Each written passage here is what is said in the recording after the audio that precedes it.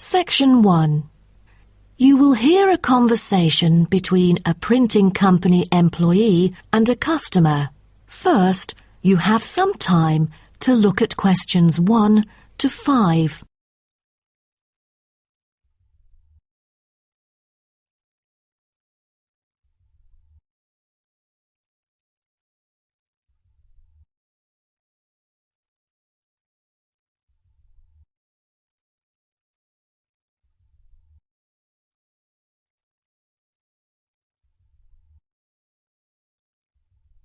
Now we shall begin. You should answer the questions as you listen, because you will not hear the recording a second time.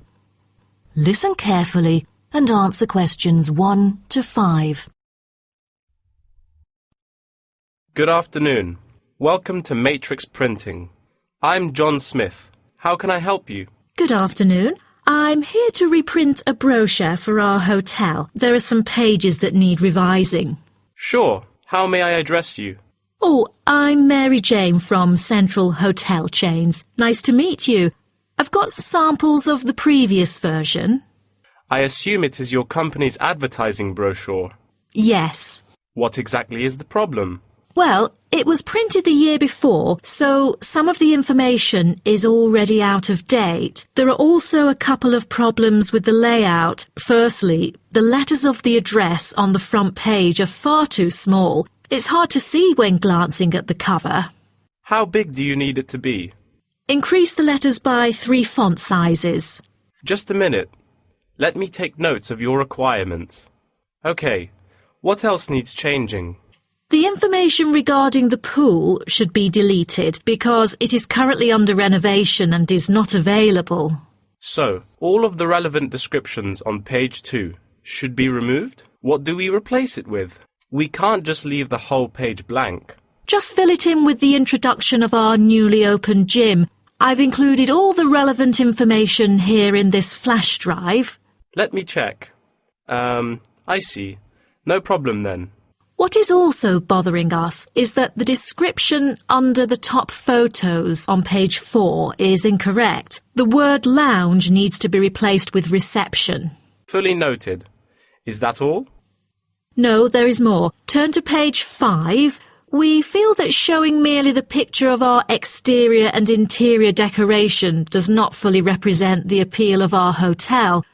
On second thought, we've decided to use a picture with the view of the hotel. Do you have the original copy of the picture?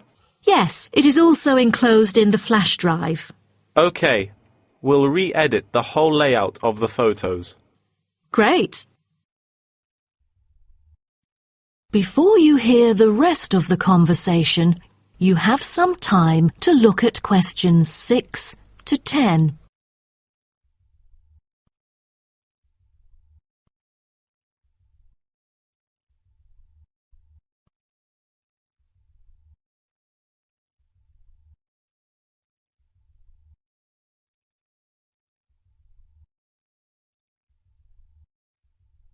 Now listen and answer questions 6 to 10. Let's turn to the next page. Yes. What's wrong with that? It seems perfectly fine to me. At first sight it seems fine, but according to the feedback of the customers, the prices do not stand out. So, we want to change the print from black to red to make it pop out. Okay, I've made notes of all of your requests. Is there anything else? I appreciate it. Just one final request. Could you translate the whole brochure into Spanish? We have customers worldwide, you know, especially those from Latin countries. No problem. What about other languages, like Japanese, Chinese, or German? These are our most popular target languages. I have to ask the manager about the Chinese version. There's been a surging number of Chinese clients during recent years. However, we don't need German or Japanese translations, as we currently don't have many customers from those two countries. Sure. Just keep me updated. So, roughly, when can we get the revised print? We need it before the end of July. It's late June now. Roughly, it'll take 3 weeks to re-edit. So it will definitely be ready before the deadline. Great. To where shall we send the samples? The address is number 9 Green Drive, Clifton, NY 21300. How do you spell Clifton? CLIFFTON, Clifton. And the telephone number? It's 9030366602. Also, if you have any further questions, you can reach me through this number. Okay. That is the end of section 1. You now have half a minute to check your answers.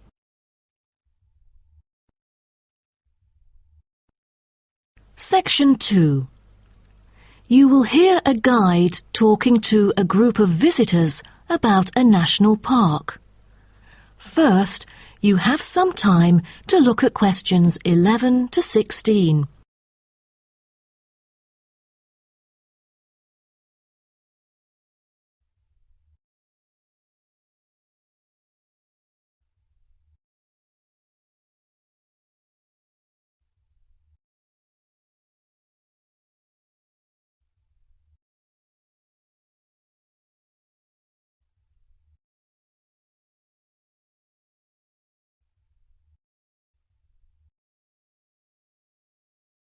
Now listen carefully and answer questions 11 to 16.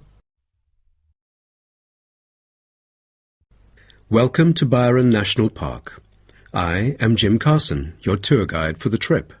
First, I'd like to give you some basic information about the park. Covering 7,000 acres of land and spanning across 3 states, Byron National Park was established to protect the area's most spectacular scenic values. With unique geological features, natural history, and native plant and animal life, it is an ideal destination for recreation as well as research purposes. The park has a breathtaking waterfall connecting the longest river in the country, but it is most renowned for having the largest subtropical rainforest worldwide. There are many layers of tall, medium, and low vegetation growing with seasonal variations in the park. It is a place where the air seems green. Ardent hikers can find an awesome array of options here. Apart from the dense green rainforest, tourists can also hike along the mountain trail. Despite the stunning view, taking photos is not advised on the way up, I'm afraid, as one might get distracted and the narrow trail by the sheer cliff is quite dangerous. When you reach the top of the mountain, there is nothing better than having a picnic under the trees with your family. Accompanied mostly by wildlife, walkers as well as cyclists may find the bush track a good choice for having a tranquil time to themselves. As your tour guide, I suggest that only expert hikers take the creek circuit, because its beautiful and inspiring scenery through the subtropical jungle is paralleled by its physical challenges. A list of transport is available within the park. Bicycles are a popular choice, as it is the most flexible way to get around. Electric trams are temporarily closed for maintenance. Boat trips down the river are an ideal way to spend a tranquil afternoon. Rest assured that transport within the park is covered in the bill. Extreme sports is another highlight of the park. There are, for adventurous grown-ups, especially those who are comfortable with having a racing heart, scary as it may sound, it is actually safe to participate in extreme sports under strict instructions and close supervision. Abseiling is available regardless of the weather. It is a fun way to overcome fear of heights, gain new skills, and get an adrenaline rush. Bungee jumping and paragliding are also available, except for during the summer. At this point, you might worry about meals here. Well, even though there is only one restaurant in the park at the moment, the variety of dishes is astonishing. There are 2 meals included in the price. Just get your meal ticket at the reception before dining. Also, there is no need to make reservations or worry about availability, since there are plenty of tables. Before you hear the rest of the talk, you have some time to look at questions 17 to 20.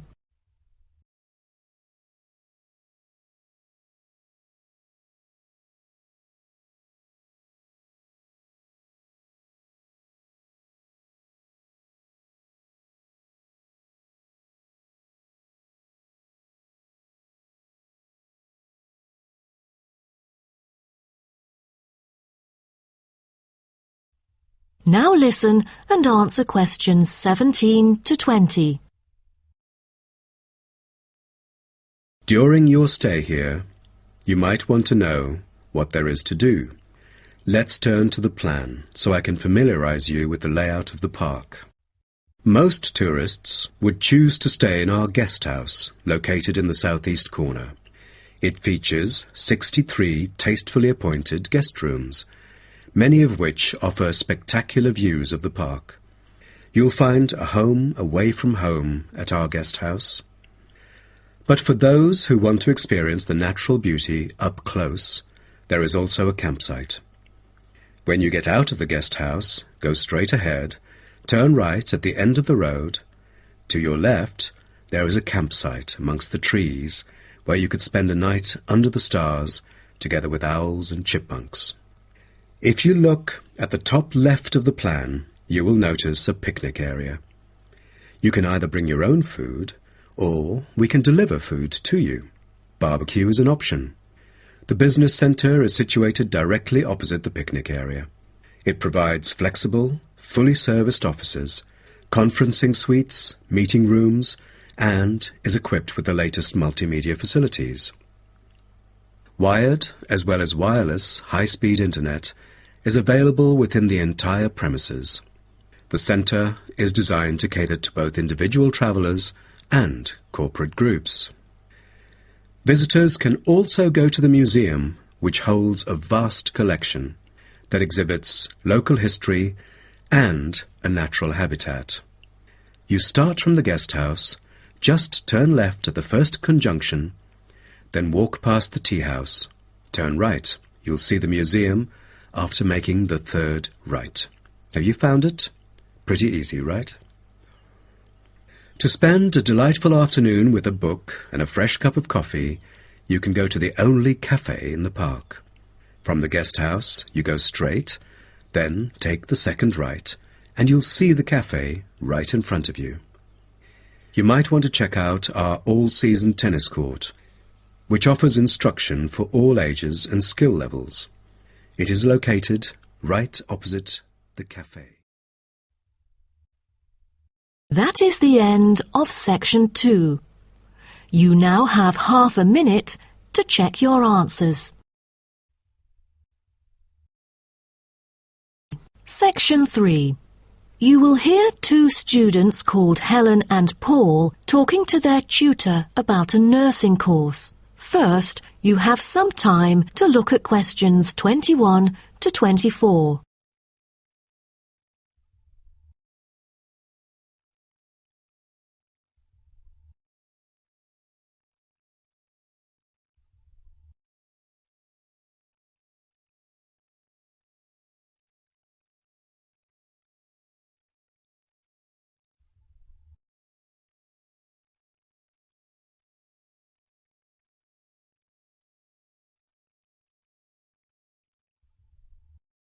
Now, listen carefully and answer questions 21 to 24. Helen and Paul, congratulations to you both for doing so well the past semester. You two have exhibited an impeccable performance during your first year in the nursing program. I'd like to get some feedback from the two of you to better improve the program and to provide guidance for our prospective students. I'd like to start with you, Helen. So, first of all, which aspect of the program impressed you? Well, to be honest, when I was enrolled into the course, I was expecting a group of classmates my age. But as I stepped into the classroom for the first time, I was surprised by the diversity. Most were in their 20s, but there were also those in their 30s or even 40s. As it turns out, the intergenerational communication has sparked intense debate and new thinking, and I think that's something special about the programme that I appreciate very much. What about you, Paul? What do you think of the programme? For me, the group project we carried out last semester is another key feature of the programme. The whole class was divided into 8 different groups, working on 8 prospective cases. Team-building sessions were conducted in a collaborative way most of the time. Comprised of 5 members, our group studied acute pancreatitis. During the process, we broke the task into different parts and assigned them to each member. We were then able to tackle the complex problem by pooling our knowledge and skills. More importantly, stronger links were established between the group members. Because of the project, we've all become good friends. That's true. According to graduates, group projects prepare them for the work world in which teamwork and collaboration are increasingly the norm. So tell me, Paul, what else do you like about the programme? I want to be a registered nurse, working in a public hospital after graduation. So the internship provided is a valuable opportunity for clinical practice in a supportive learning atmosphere. However, I was amazed by the amount of written assignments, since I thought the course should have focused more on practice-oriented learning. Well, I have to disagree with you, Paul. The essays demonstrate your understanding of the course. For me, writing essays is a process that involves critical thinking, which challenges me to develop my points more thoroughly. I thus manage to gain a diversity of perspectives.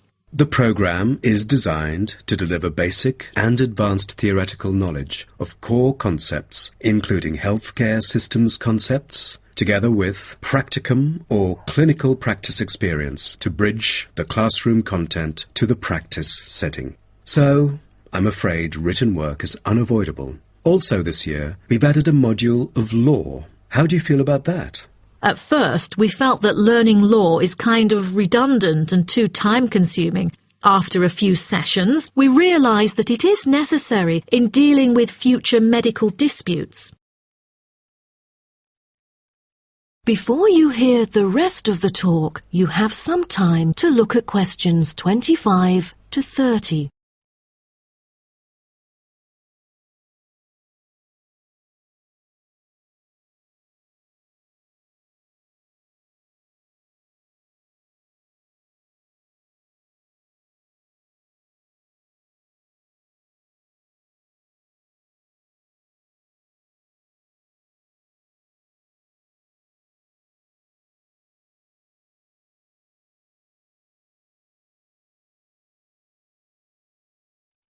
Now, listen and answer questions 25 to 30.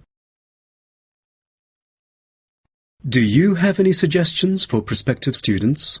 What bothers me most is handing in essays on time. I almost missed the deadline once because there were 3 essays due within the same week, so rationalizing your time is critical. Well, that's true. The lectures deliver so much useful information. I have poor memory, so I kept making notes and revisiting them on a regular basis. To my surprise, at the end of the semester, I have learnt the key concepts by heart. How was the research? I heard that it was quite challenging. How did you manage to overcome the difficulties? That's true. The majority of us had no clue how to carry out the research at first. Fortunately, when I was digging up reference materials at the library, I sought help from the librarian. She taught me about finding the appropriate resources and choosing the proper research methods. Have you checked out the online forum? Yes, it has become a habit for me to visit the forum regularly. In a sense, it extends classroom learning.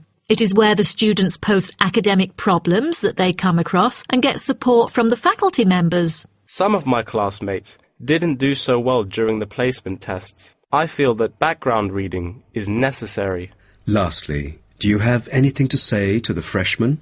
I was really ambitious at first, trying to get straight A's on my transcript. I made tons of notes and worked hard even on the optional assignments to get extra credit. I stressed myself out before having an emotional breakdown. After consulting my advisor, I found it important to set realistic goals. Don't push yourself too hard. It is wise to sort out your priorities.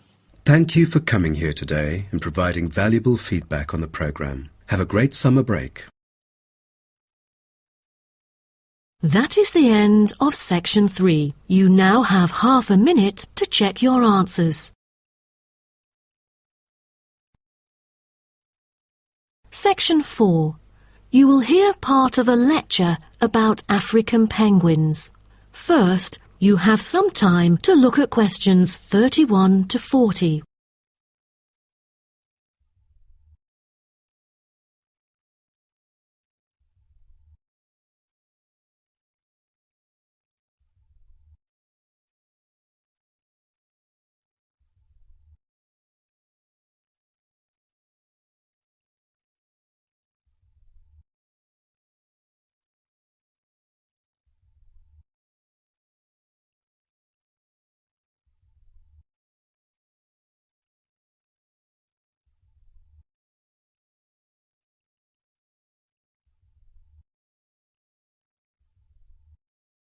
Now, listen carefully and answer questions 31 to 40.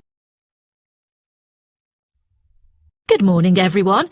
Today's lecture is about a type of adorable animal, the penguin. When you think of penguins, you may picture them surrounded by snow and ice. But not all penguins live where it's cold. African penguins live in the southern tip of Africa. They are usually found within 40 kilometres of the shore and on a number of its surrounding islands. African penguins are also known as jackass penguins because they make donkey-like braying sounds to communicate. African penguins can keep their body temperature at a stable level, but their land habitat can get quite warm, so there are a number of ways for them to stay cool. They limit their daylight movements on breeding sites on land to early mornings and early evenings to avoid too much sun. The pink glands above their eyes can help them cope with the temperate climates. Like other penguins, African penguins spend most of the day feeding in the ocean, which also helps keep them cool. Being a type of small to medium-sized penguin species, African penguins average about 60 centimetres tall and weigh up to 3.6 kilograms. They have a black stripe and a pattern of unique black spots on their chest. Males are larger than females and have larger beaks. Even though they are categorized as birds, African penguins aren't able to fly because of their heavy bones. Their wings are more like flippers that make them particularly suited for life in the water. When they're on land, their flippers and their tails help them keep their balance and walk upright. African penguins begin to breed at the average age of 4. When a male and female pair up, they tend to breed together for the rest of their lives. Most other penguins nest and lay their eggs out in the open, but African penguins have a different approach. They dig holes under bushes out of their own excrement, called guano, so they are sheltered from the sun and predators.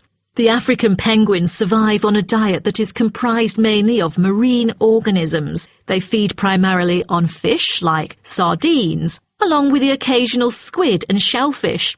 But when normal food is in short supply, they eat tree roots as well. The streamlined body of the African penguin allows it to move through the water like a rocket, capable of reaching a speed of around 20 kilometers per hour when hunting for food.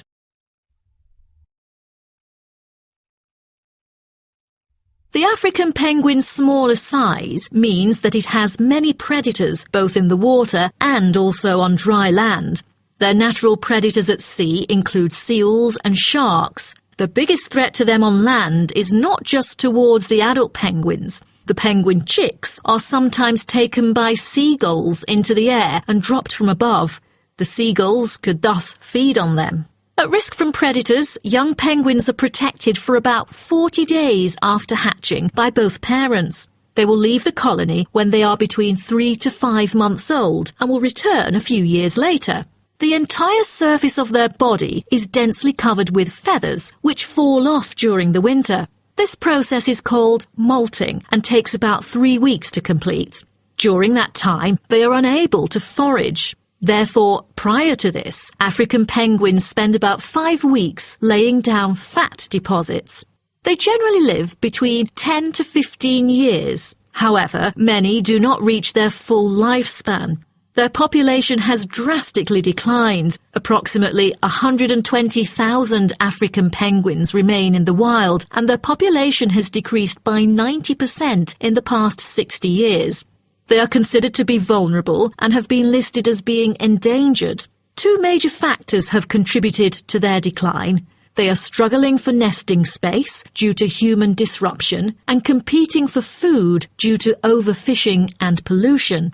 With the limited number of breeding pairs, survivorship becomes difficult for African penguins. This makes them especially vulnerable as environmental conditions change or an outbreak of a disease occurs. For instance, avian malaria has caused 27% of the captive breeding penguins' deaths annually. The more genetic diversity there is within a species, the higher the likelihood that at least some of the individuals will adapt and survive.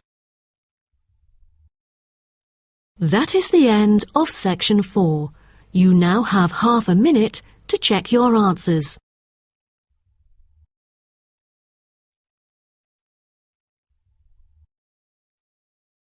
That is the end of the listening test.